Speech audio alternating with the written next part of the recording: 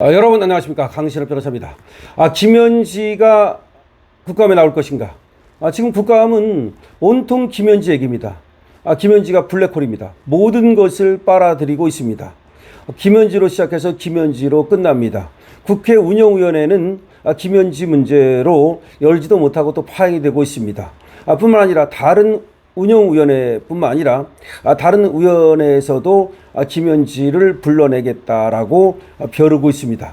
왜냐하면 김현지가 국정에 개입했다, 인사에 개입했다, 그리고 대장동, 백현동과 관련돼 있다라는 것 때문에 예를 들어서 국토위라든가 내지는 법사위라든가 행안위라든가 다 김현지를 불러낼 수 있는 겁니다. 그런데 김현지는 어디에 있는지 지금 감추어져 있습니다. 김현지를 감춘 거죠.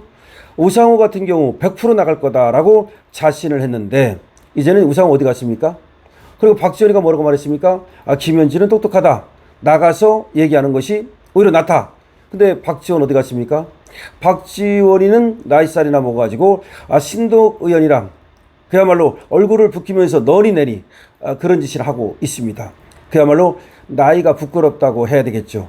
박지원이도 저거 빨리 사라져야 될 것으로 보이는데요. 어쨌든 김현지가 나올 거라고 얘기했던 애들도 다 입을 다물었습니다. 그리고 김현지는 이제 안 나오는 것으로 민주당에서 정리를 하고 있습니다. 원래는 부르면 나간다 라고 대통령실은 분명히 얘기했습니다. 그런데 지금 민주당에서 안 부르는 것으로 정리를 했다는 겁니다. 이상하지 않습니까? 대통령실에서는 나가고 싶다는데, 부르면 나간다는데 왜 민주당에서 안 부릅니까? 이거는 너무 이상한 거잖아요. 너무 이상한 거죠. 김현지를 부르면 안 되는 겁니다. 그러니까 대통령실과 민주당이 짜고 친 거고요. 김현지를 부르면 안 되는 겁니다. 왜 안 됩니까? 김현지에 대해서 나오고 있는 한미일보의 보도 엄청나죠? 김현지가 어떤 인간인가를 잘 드러내주고 있습니다. 2004년에 말이죠, 이재명과 범죄 공동체였다는 거 아닙니까?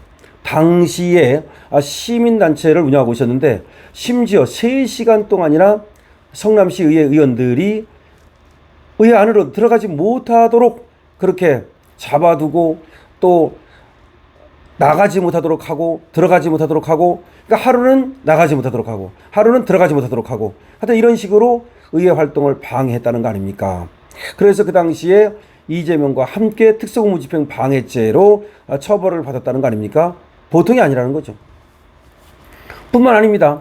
개문자를 보낸 거 아시죠? 개문자. 성남시 의회 의원들한테 3명한테 말이죠, 개문자를 보내가지고, 개문자라는 건 그야말로 이게 협박 문자일 수도 있고 내지는 명예훼손 문자일 수도 있고 이런 건데 무려 33,000통을 보냈습니다.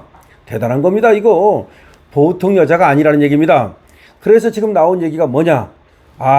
김현지가 다혈질이라서 사고친다. 그래서 안 내보내는 거다. 김현지가 안 나오는 것도 있지만 김현지를 못 내보내는 거다라는 쪽으로 지금 얘기가 나오고 있습니다. 기사가 났습니다. 김현지가 다혈질이다, 사고 칠 거다.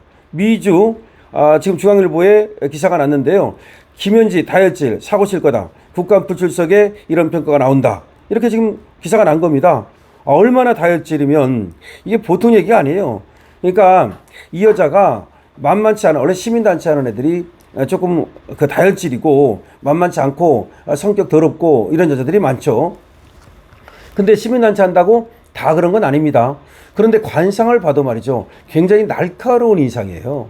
굉장히 날카로운 인상이잖아. 보세요. 차갑고 날카롭고. 그러니까 차갑고 날카롭고. 근데 그걸 증명하는 게 뭡니까? 바로 설주환 변호사 아닙니까? 설주환 변호사가 이화영 이 피고인을 갖다가 변호하고 있었는데, 이화영을 변호하고 있었는데 김현지가 전화를 여러 번 걸어가지고 다그치고 말이죠. 그렇게 말하자면 체크를 한 거죠. 왜 그렇게 하느냐. 그래가지고서 변호사를 그만뒀다는 거 아닙니까? 설주환 변호사가 얘기를 했습니다. 그러면 설주환 변호사가 추가 폭로를 했어요. 이 추가 폭로에 대해서도 제가 여러분께 보도를 해드렸는데 뭐라고 추가 폭로를 했냐면, 김현지가 이재명 사건, 그러니까 이재명 사건이라는 건 이재명과 관련된 사건 전부 말하는 거죠. 거기에 컨트롤을 타했다는 겁니다. 그래서 변호사로서 김현지한테 보고를 했다는 거야. 보고를 김현지한테 하고 김현지한테 지시를 받았다는 말이 되는 거죠. 그래서 김현지가 전화해서 질책을 하는 바람에 변호를 더 이상 할 수 없었다. 그러니까 타의에 의해서 변호를 그만뒀다는 말입니다. 근데 문제는 자기는 이화영 변호인이었는데 이화영에 의해서 그만둔 게 아니라 바로 김현지가 그만두겠다는 겁니다. 갈아치웠다는 겁니다. 그 다음에 김광민 변호사가 들어가게 되잖아요. 이거를 갖다 컨트롤 타워가 바로 김현지라는 겁니다. 자, 그거 말 듣고도 김현지가 지금 성격이 만만치 않다는 것을 보여주는 여러 가지 지금 예가 나오지 않습니까? 아까 2004년에 그 특수고무집행 방해 이런 거라든지 내지는 괴문자를 보내는 거라든지 그 다음에 지금 또 변호사들을 보고를 자기가 받고 컨트롤 타워 역할을 하면서 자기가 대장 노릇을 했다는 거라든지 그 다음에 그 이재명이가 이제 공직선거법 위반으로 검찰에 소환 통보를 받았을 때 그때 김현지가 이재명한테 보낸 문자가 있지 않습니까? 그 문자에 보면 대표님 전쟁입니다. 이렇게 써 있어요. 대표님 전쟁입니다. 이거 보통 여자가 아닌 겁니다. 보통 이 대표님 전쟁입니다 할 정도면 굉장히 친하다는 얘기고 가깝다는 얘기고 그만큼 전투적이라는 얘기예요. 보통 사람 같으면 밑에 사람이 위에 사람한테 이 검찰에서 소환 통보가 왔습니다. 이렇게 그냥 사실관계를 전하지 이건 사실을 전하는 게 아니잖아요. 대표님 전쟁입니다. 전쟁합시다. 자기가 꼭 주의하는 것 같잖아요. 그러니까 이게 이재명과 김현지의 관계를 적나라하게 보여주는 거예요. 보통 관계가 아니면 대표님 전쟁입니다. 이렇게는 못해요. 그러니까 그만큼 서로 인식을 공유하고 있다는 얘기고 하나의 공동체라는 얘기고 범죄 공동체라고 지금 나왔지 않습니까? 경제 공동체라는 얘기고 운명 공동체라는 얘기고 정치 공동체라는 얘기가 되는 거예요. 범죄 공동체라는 건 판결문에 의해서 확인되고 있고요. 경제 공동체라는 것은 2천만 원을 그쪽으로 넘겨줬잖아요. 자기 성공 보수 확인되고 있죠. 그리고 지금 정치 공동체라는 것도 대표님 전쟁입니다. 확인되고 있죠. 자, 그러면 여기서 우리가 생각해 볼 만한 게 있어요. 저 정도의 성격을 갖고 있는 여자다. 다혈질이다. 그렇다면, 그런 성격을 갖고 있다면, 만약에 이재명이가 저 김현지를 물러나게 하려고 할 때, 예를 들어서 김현지한테 너 좀 물러나 있어라.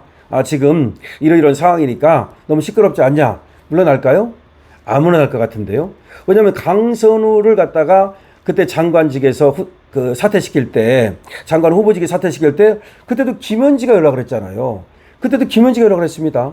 이 모든 걸 보면은 김현지가 이재명 옆에서 이재명의 어떤 그 대리인 역할을 하는 거야. 컨트롤 타워 역할. 그러니까 이재명은 김현지가 다 알아서 해주니까, 자기를 위해서 그야말로 분골쇄신하니까, 그러니까 김현지한테 맡기겠죠. 자기가 깜빵 갈 걸 갖다가 불사하면서 특수고무집행 방해할 때 같이 이재명하고 그렇게 범죄를 저지르잖아요. 그 다음에 33,000통의 괴문자를 갖다 보내잖아요. 그것도 다 범죄 아닙니까? 그러니까 범죄를 저질러서 자기가 처벌받는 거 이런 걸 두려워하지 않고 저렇게 지금 앞으로 나선다는 거 아닙니까? 그러니까 이재명으로서는 저 사람이 있으면 편한 거죠. 완전히 그러니까 안살림을 다 해주는 거죠. 안살림을 다 해주는 겁니다. 그리고 옛날에 배소연도 바로 김현지한테 지시를 받았다는 거 아닙니까? 김현지가 배소연 쪽에 전화를 해가지고 저는 그때 법카 그거 다 지워라 파일 이런 얘기도 김현지가 했다는 거 아닙니까? 그러면 배소연은 그냥 심부름하는 몸종 같은 거고 김현지는 뭐예요? 이거는 김현지는 그러니까 후궁 같은 역할을 하는 거야. 이게 지금 갖고 노는 거예요. 이재명한테 상당한 영향력을 끼치는 거예요. 그러면 김혜경과 김현지는 관계가 좋을 수가 없는 거죠. 그래서 저번에 김혜경의 이석증 얘기하면서 20화 시계로를 만나지 않았을 때 이거 뭐냐. 왜냐면 그때가 마침 오비 일학인지는 몰라도 김현지를 제1부속실장으로 딱 앉힌 때거든요.